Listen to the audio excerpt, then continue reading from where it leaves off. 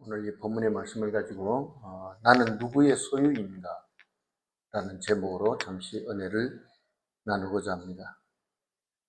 국가가 인구조사들을 한 번씩 하죠.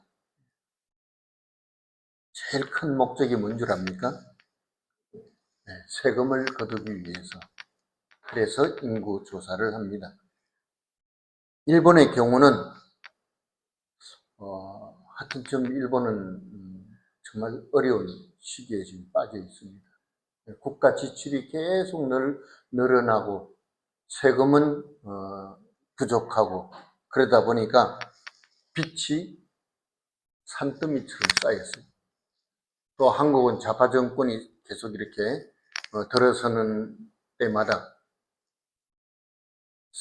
돈을 너무 많이 풀어가지고 그래서 한국도 뭐 빚이 말도 못할 정도로 쌓였다고 합니다.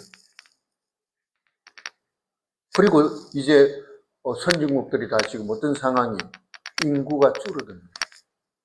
노인들의 숫자는 늘어나고 젊은 사람들의 숫자는 줄어들기 때문에 그래서 이게 뭐 어느 나라든지 되게 다 비슷비슷한 상황으로 지금 가고 있습니다. 근데 일본의 경우는 참 재밌는 게 처음에는 소비세가 없었거든요. 그래서 국가가 빚이 자꾸 지니까 세금을 더 많이 거두려고 소비세 3%를 올렸단 말이에요. 그러니까 사람들이 갑자기 물건값이 비싸지니까 물건을 안 사잖아요. 그럼 물건 파는 사람들이 어떻게 해요? 세일을 하는데 소비세 3% 올린 만큼의 3% 세일을 하는 거예요. 그 조금 있으니까 또 일본이 이번에는 5%를 올린 거예요. 그러니까 장사하는 사람들이 또 5% 세일을 하는 거예요. 국가는 세금을 많이 거두려고 하고 상인들은 어떻게든지 박리담회로 이문을 조금 남기더라도 물건을 많이 팔려고 이렇게 하다가 보니까 국가가 체면이 말이 안 돼요. 국가는 자꾸 세금 올려서 국민들 돈을 뜯어가는데 상인들은 오히려 그만큼 세일을 하니까 속된 말로 각고와의 그렇게 돼버린 거예요. 그래서 한때는 이 행정하고 저 상인들 사이가 굉장히 안 좋았어요. 그래서 세일도 못하도록 막 법으로 막으려고 하니까 상인들이 엄청 반발을 해버렸습니다. 이렇게 세금을 두고 백성들과 정권을 잡은 사람들 사이의 실랑이는 어제 오늘의 문제가 아니고 예수님 시대도 그럼 세금 문제가 골치가 아팠습니다. 우리가 성경을 통해서 알아볼 수 있는 항목은 토지세가 있었고 소득세가 있었고 그리고 인두세도 있고 무슨 세가 있었냐면 종교세도 있었어요. 예수님이 베드로에게 그죠? 바다에 가서 물고기를 잡으면 그 입을 벌려서 거기서 나오는 돈으로 너와 나의 세금을 내라 그런 게 그게 무슨 세금이냐면 바로 종교세인 것입니다. 오늘 본문에 바리새인들이 나오는데 예수님에게 세금에 대한 질문을 하고 있습니다.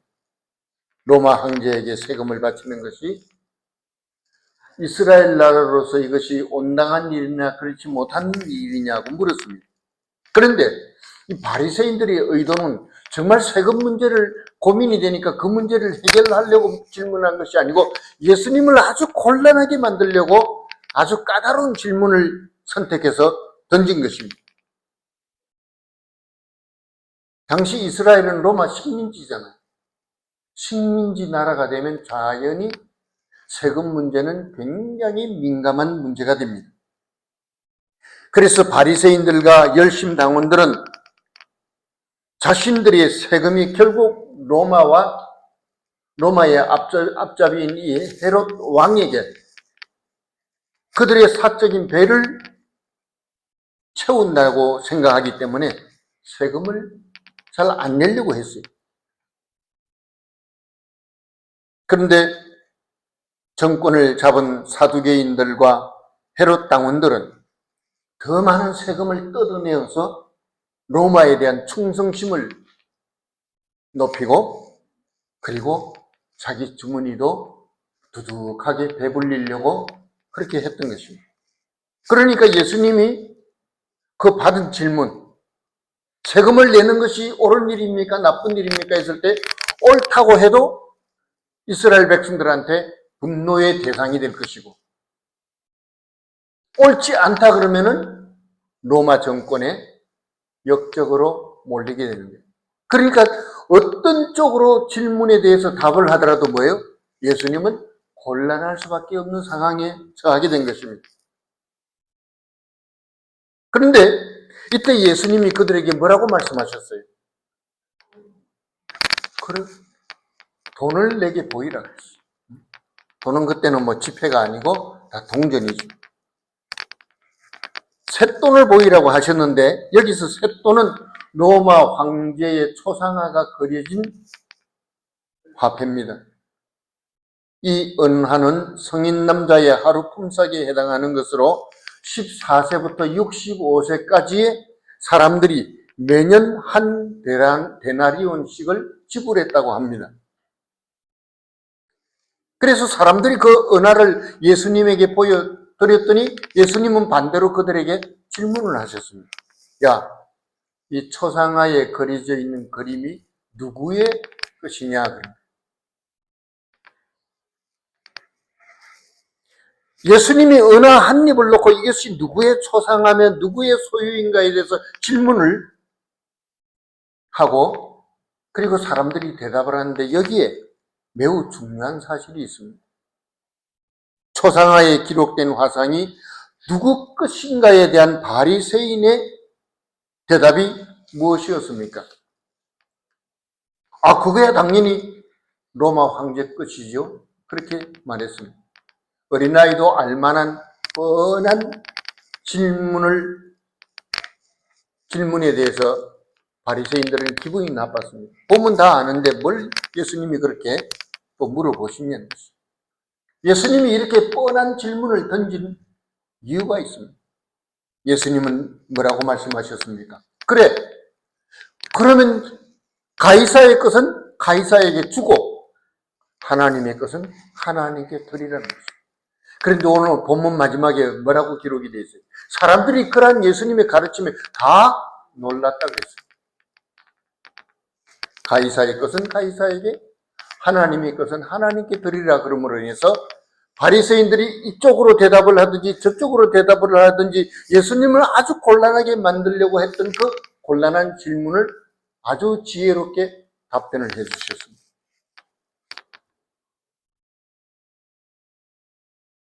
사도 바울은 이런 예수님의 의도를 로마서 13장에 잘 드러내고 있습니다.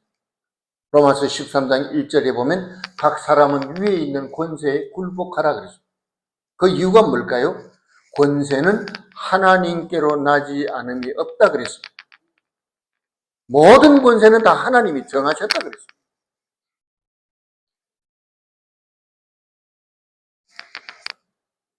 세상의 모든 권세는 하나님이 주심으로 법에 거역하지 아니하고 순종해야 할 의무가 있습니다. 물론 그 권세를 놓고 우리가 이 권세가 선한 권세냐 악한 권세인가 하는 문제가 있습니다. 그리고 그 권세가 강한 권세냐 약한 권세냐, 약한 권세 같으면 마음대로 해버리죠. 강한 권세는 꿈쩍도 못하죠. 그런데 예수님 뭐라 그랬어요? 모든 권세라 그랬어요. 약한 권세든지 강한 권세든지 악한 권세든지 선한 권세든지 다 하나님이 어떻게 해요?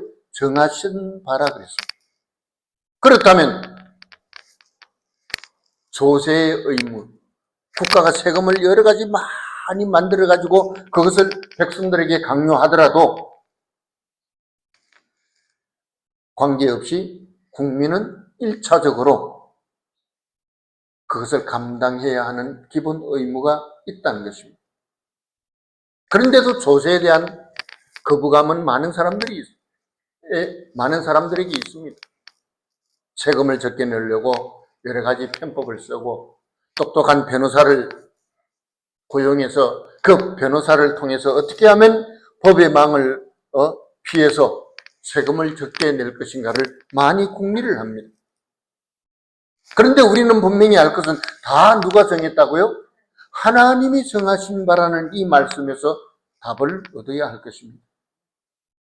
하나님의 것은 어디다가 바치라? 하나님께 바치라 그럽니다. 그러면 여러분 한번 생각해 봅시다. 무엇이 하나님의 것이에요? 네. 11조. 네. 하나님의 것에 대한 범위를 우리가 한번 생각해 봅시다. 신앙의 기본적인 자세를 가지고 있는 사람은 권사님이 금방 대답한 것처럼 11조를 제일 먼저 떠올립니다. 우리의 소득의 10분의 1은 그것이 어디에서 나왔든지 간에 어떻게 벌었든지 간에 10분의 1을 반드시 하나님 앞에 드리게 되어 있습니다. 또 우리가 10분의 1만 드립니까? 내가 특별히 하나님께 받은 은혜가 있으면 거기에 뭘 드려요? 예. 은혜에 대한 감사의 표시로 감사의 예물을 드립니다. 어디 그것뿐입니까? 우리가 불쌍한 사람 보면 어떻게 해요? 구제하는 마음이 나오죠. 나도 어렵고 힘들지만 나보다 더 어려운 사람을 조금이라도 도와줘야겠다. 자비의 마음에서 나오는 구제가 있고 또 선교 헌금도 있습니다. 또 교회 건축 헌금도 있죠. 이것이 다 뭡니까? 아니, 왜 교회는 그렇게 헌금 항목이 그렇게 많아? 물론 그렇게 말할 수 있어요. 그런데 그게 다 어디서 나온 겁니까? 주님 사랑하는 마음에서 내가 받은 은혜를 어떻게 갚을까에 대한 그런 마음에서 자발적으로 나오는 헌신인 줄 믿기를 바랍니다. 교회 건축도 선교도 구제도 주님 사랑하는 마음이 있을 때 우리가 그걸 할 수 있는 것이지, 주님 사랑하는 마음이 없으면 그런 걸 우리가 할 수가 없습니다. 우리를 위해서 십자가에서 희생하신 예수 그리스도의 그 은혜와 사랑에 대한 우리 스스로에게서 나오는 헌신을 말하는 것입니다. 가이사의 것은 가이사에게 드리라는 것은 쉬워요. 서두에 말씀드린 것처럼 소비세 3%, 5%, 7%, 10% 정해져 있잖아요. 재산세도 재산의 몇 분의 1을 내라고 다 법에 아주 자세하게 정해져 있기 때문에 우리가 계산하기 위해서 무슨 범위를 설정하는데 어려움이 없습니다. 만일에 그런 것이 있다면 국회에서 또 법을 만들면 돼요. 근데 진짜 어려운 게 뭐예요? 하나님의 것이란 말이에요. 하나님의 것을 어디까지 우리가 정해야 하는 거예요? 자, 그럼 한번 물어보겠습니다. 11조를 드렸어요. 그럼 얼마나 남았어요? 10분의 9. 그건 누구 겁니까? 정말 그렇게 믿습니까? 네, 다 하나님이 주셨으니까 실질적으로는 뭐예요? 다 하나님의 것이죠.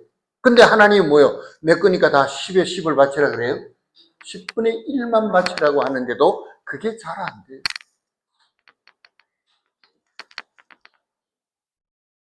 하나님의 것을 하나님께 드린다는 것은 간단히 생각하고 해결할 수 있는 그런 문제가 아닌 것 같아요. 그런데 여러분, 모든 세상은 누가 만들었어요? 하나님이 지으셨잖아요. 지금도 하나님이 천지 만물을 어떻게 하고 계세요? 통치하고 계시잖아요. 성경에 보니까 하나님께로부터 오지 않는 것이 있어요? 없다 그랬습니다. 그런데 왜 하나님은, 우리가 창세기 보면은 가인과 아벨 두 형제가 있는데 가인의 재산은 물리치고 아벨의 재산은 받으셨을까요? 왜 하나님은 이스라엘이 드리는 황소의 희생 제물을 거부하셨습니까? 그들이 그 황소 제물을 바치면서도 불구하고 그들을 향해서 하나님이 진노하셨잖아요. 왜 이스라엘이 많은 제물을 드려서 만든 성전이 이방인들의 손에 의해서 파괴되고 말았을까요? 이것도 다 뭐예요? 하나님의 것이잖아요. 이유가 뭘까요? 분명한 이유는 하나님이 이스라엘과 오늘 저와 여러분들에게 요구하시는 것은 제사의 제물이나 성전의 건축물이 아니라 우리 자신이라는 사실을 믿어야 합니다. 하나님은 우리를 받으시기를 원하시는 것이지 황소를 받으시기를 원하시는 분이 아니시죠. 하나님은 우리를 기뻐하시는 것이지 성전을 크게 잘 만들었다고 그걸 기뻐하시는 하나님은 아니시라는 것입니다. 그런데 어떤 사람들은 절기를 따라서 예물을 드리고 10분의 1을 하나님 앞에 드리면은 하나님이 나를 기뻐하신다고 착각합니다. 이스라엘이 그렇게 했어요. 이스라엘 나라 주위에 보면 이방신들 섬기는 나라들이 많잖아요. 이방신을 섬길 때 이방신한테 제물을 많이 드리면은 그 이방신이 기뻐하신다. 모두 다 그렇게 생각하고 있어요. 또 황제가 원하는 것을 드리면은 식민지 백성이라도 황제가 기뻐할 것이라고 생각했습니다. 그런데 그렇지 않다는 것이죠. 하나님은 그럼 뭘 우리에게서부터 원하시고 있습니까? 누가 한번 성경 읽어보실까요? 마태복음 5장 23절로부터 24절. 마태복음 5장 23절과 24절을 한번 읽어보시기 바랍니다. 그러므로 예물을 제단에 드리려다가 거기서 내 형제에게 원망 들을 만한 일이 있는 것이 생각나거든. 예물을 제단 앞에 두고 먼저 가서 형제와 화목하고 그 후에 와서 예물을 드리라. 예, 이걸 읽으셨는데 거기서 뭘 얘기합니까? 하나님께 드리는 예물이 중요해요? 뭐가 중요해요? 예, 형제와 화목한 것. 하나님은 형제와 화목하는 것을 하나님께 드리는 예물보다도 더 소중하다는 것을 이 말씀에서 보여주고 있는 것입니다. 하나님이 우리에게서 원하시는 것이 무엇인가를 단적으로 보여주는 말씀이 이 말씀이에요. 우리 하나님은 예물이 아니라 우리 자신을 드리기를 원하시고 형제와 화목하는 우리의 모습을 황소를 드리고 귀한 예물을 드리는 것보다 더 기뻐하신다는 사실을 믿습니까? 바로 그겁니다. 우리는 내 신앙생활을 방해하는 중요한 요소가 무엇인지 잘 모르고 살아요. 그리고 먼저 해야 할 일과 나중 해야 할 일의 순서를 막 뒤죽박죽 해가지고 아무렇게나 살아갑니다. 깨닫지 못합니다. 중요한 일과 덜 중요한 일이 무엇인지도 구분할 줄 모릅니다. 하나님의 일과 세상 일도 구분할 줄 몰라요. 대개 사람들이 어떻게 하냐면 내가 좋으면 하나님도 좋은 줄로 착각해요. 내가 원하는 것을 하나님도 원한다고 잘못 생각하고 있는 거예요. 야고보서 4장에 보면요. 어떤 사람이 사업을 하기 위해서 많은 준비를 하고 계획을 하고 실행하는 모습이 나옵니다. 그런데 하나님은 그 사람을 향해서 그 행위가 악하다고 보셨어요. 아니 내가 놀지 않고 사업을 하고 그것도 잘 계획하고 준비해서 그래서 이문을 남기려고 하는데 왜 장사를 해서 이익을 남기는 것이 하나님 보시기에 나쁘냐 그 말입니다. 이유가 뭘까요? 그럼 뭐 장사하시는 분들 다 그만둬야 되죠. 그죠? 왜 그럴까요? 하나님이 장사해서 이문 남기는 거 싫어하는 하나님입니까? 이 장사꾼이 하나님의 뜻과는 상관이 없이 행할 뿐만 아니라 자기가 생각하고 행동하는 것을 정당화하기 위해서 하나님의 뜻을 빙자하고 있기 때문입니다. 이게 문제인 거예요. 우리는 잘못된 것을 선택하고도 부끄러워하지 않을 때가 많습니다. 내 뜻을 가지고 하나님의 뜻이라고 막 우기는 사람들도 얼마나 많은지 모릅니다.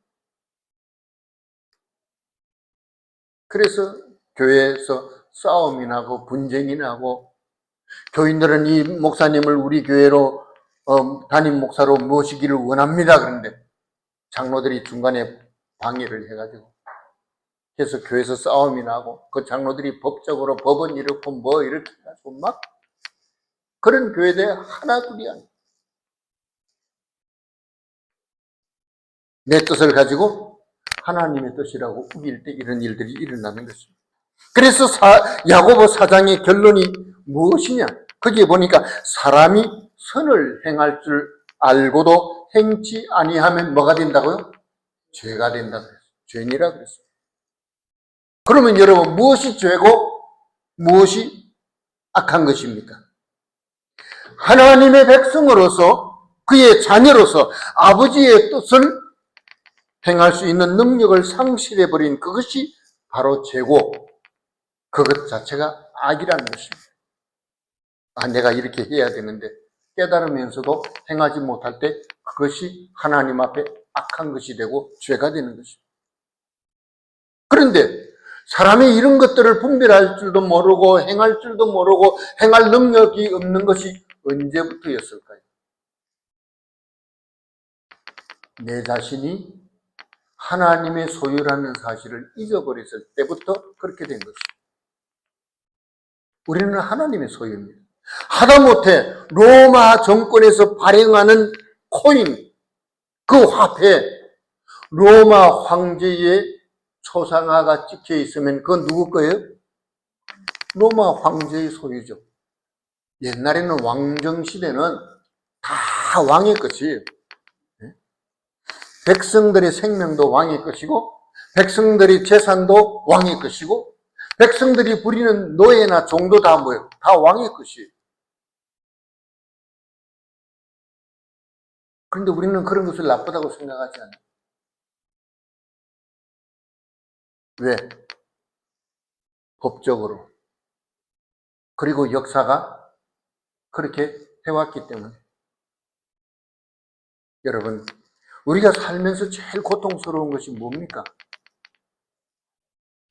물론 뭐 사람마다 다르겠죠. 무슨 사람은 암에 걸려서 그 암세포가 나를 한시도 가만히 두지 않고 공격하고 고통스럽게 만들고 힘을 빼고 하니까 뭐 그런 것들도 우리 인생에 정말 고통스럽겠죠. 근데 진짜 경험해 본 사람들은요, 인생에 제일 고통스러운 것은 배신이라고 해요. 사람들이 나를 배신하는 거. 우리 한국말로 뭐죠? 뒤통수 때리는 거. 배신으로 버림을 당하고, 배신으로 속임을 당하고, 배신당함으로 해서 망해버리고, 배신 때문에 인생이 다 무너지는 경우가 얼마나 많습니다. 그래서 이런 배신을 한두 번 당해본 사람들은 더 이상 사람을 믿지 않아요. 사람을 믿지 않는 사람들은 결국은 뭘 결심하게 될까요? 한번 물어봅시다. 사람 못 믿겠다 그럴 때 그 사람들이 입에서 무슨 소리가 나올까요? 한번 상상해 보세요. 대부분이 이 세상에 믿을 거는 돈밖에 없다. 돈밖에 없다. 물론 그렇지 않은 사람도 있어요. 네, 있어요. 근데 대개 보면은 사람을 못 믿는 사람은 결국은 돈을 믿게 돼 있어요. 물질을 의존하게 돼 있어요. 마지막에 생각하고 결심할 때는 돈 없으면 죽는다. 이렇게 되는 거예요. 믿을 것이 사람이 아니라 돈밖에 없는 거예요. 그런데 여러분, 진짜 배신은 누가 하는 줄 알아요? 맞습니다. 돈이 합니다. 사람은요, 배신하는 사람도 있고 배신 안 하는 사람도 있어요. 사람은 내가 믿으면 저 사람이 나를 믿어주는 것을 오히려 감사하게 생각해서 그 사람을 도와주는 사람들도 있어요.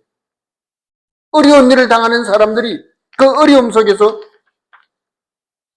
도움을 받는 경우들이 많잖아요. 마지막까지 의지하고 힘이 되어주는 사람들이 세상에 얼마나 많습니까? 그런데 물질은 그렇지 않아요. 물질은 100% 사람을 배신하게 되어 있어요. 여호수아 7장에 보면 아간이 나오죠. 아간은 돈만 있으면 행복하다. 아마 이 아간도 어릴 때부터 그렇게 사람들한테 뒤통수를 맞았는지도 몰라요. 성경에 안 나오니까 모르지만, 그러나 아간은 여하튼 돈만이 인생의 행복이라고 생각했어요. 그런데 하나님은 그가 자기 장막에 감춰놓은 훔친 물건을 많은 사람들 앞에 드러나게 만들었어요. 하나님보다 물질을 더 의지함으로 죄를 범한 모든 것들을 만천하에 하나님이 공개하셨습니다. 열왕기하 5장에 엘리야의 종 게하시도 마찬가지였어요. 그도 같은 죄로 문둥병의 저주를 받고 말았습니다. 그래서 조금 전에 말씀드린 야고보서 5장에서 부한자들을 경고하기를, 장사로 이익을 보려고 하는 이 사람들의 어리석은 행위를 책망하고 있는 것입니다. 지금이라도 우리가 나는 나의 것이 아니고 하나님의 것이구나 하는 하나님의 소유로서의 인생을 깨닫고 하나님께로 돌아간다면 이런 문제는 다 해결되는 줄 믿습니다. 사람이 나를 배신하는 문제도 해결됩니다. 돈이 나를 배신하는 문제도 해결됩니다. 왜? 우리는 돈을 의지해서 사는 인생이 아니라 하나님의 말씀에 순종할 때 거기서 참된 성공과 행복과 기쁨이 나오기 때문입니다. 하나님의 뜻은 우리가 돈의 노예가 아니라 하나님의 자녀로 살기를 원하고 계시기 때문입니다. 그러므로 우리의 뜻과 계획을 버리고 하나님께로 돌아갈 때 우리 앞에는 새로운 길이 열리는 줄 믿습니다. 마지막으로 야곱이 더 이상 집에 있을 수가 없게 됐고 아버지와 형님을 속이고 삼촌 라반집으로 도망갔습니다. 그곳에서 오랜 세월 동안 고생을 하다가 이제 집으로 돌아오게 됐어요. 겉으로 보면 야곱이 어떻게 보여요? 맞습니다. 성공한 것처럼 보였습니다. 얼마나 많은 사람들을 거느리고 얼마나 많은 재물과 얼마나 많은 짐승들을 거느리고 그야말로 금이 귀양하는 것처럼 돌아오고 있었습니다. 그런데 그 뒤에는 누가 쫓아왔죠? 삼촌 라반과 그의 아들들이 칼을 들고 야곱을 쫓아왔어요. 그리고 그 앞에는 또 누가 기다리고 있었어요? 옛날에 배신당한 형 에서가 400명의 군사를 이끌고 이놈이 여기 땅만 밟기만 해라. 자, 여러분, 앞에도 칼이고 뒤에도 칼인데 그 많은 재물과 사람과 짐승들을 끌고 오는 야곱이 부럽습니까?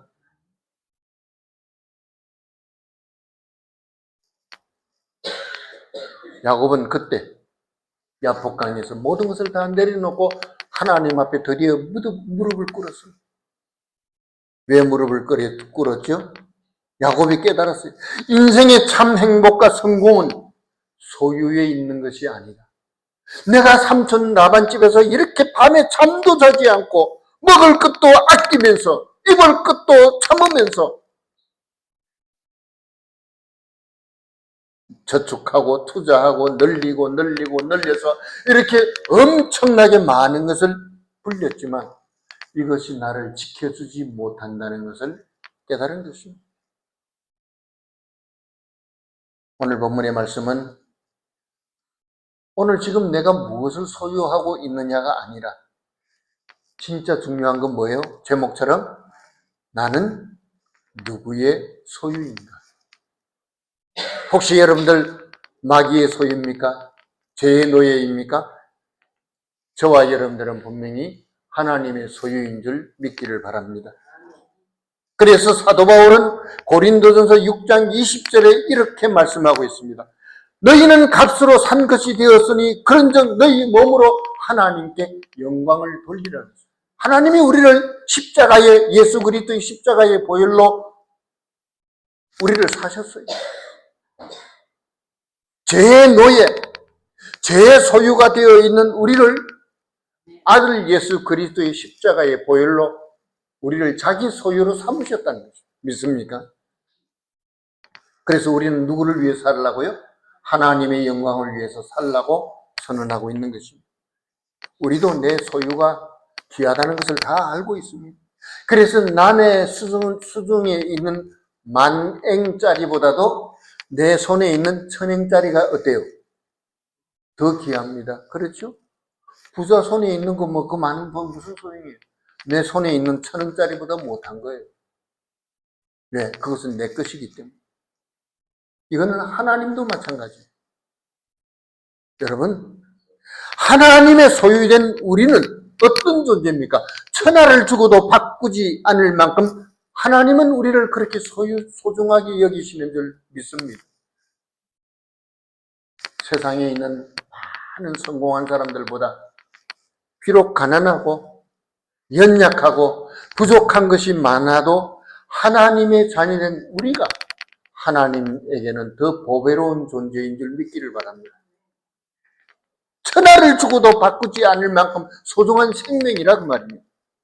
그러므로 인생의 성공과 영원한 행복은 무엇을 얼마만큼 소유하고 있느냐에 있는 것이 아니라 내가 하나님의 소유인 것을 깨닫고 그래서 하나님의 나라와 그의 의를 위해서 우리 자신을 드리면 그것이 하나님께 영광이 되고 우리에게는 영원한 축복이 되는 줄 믿습니다.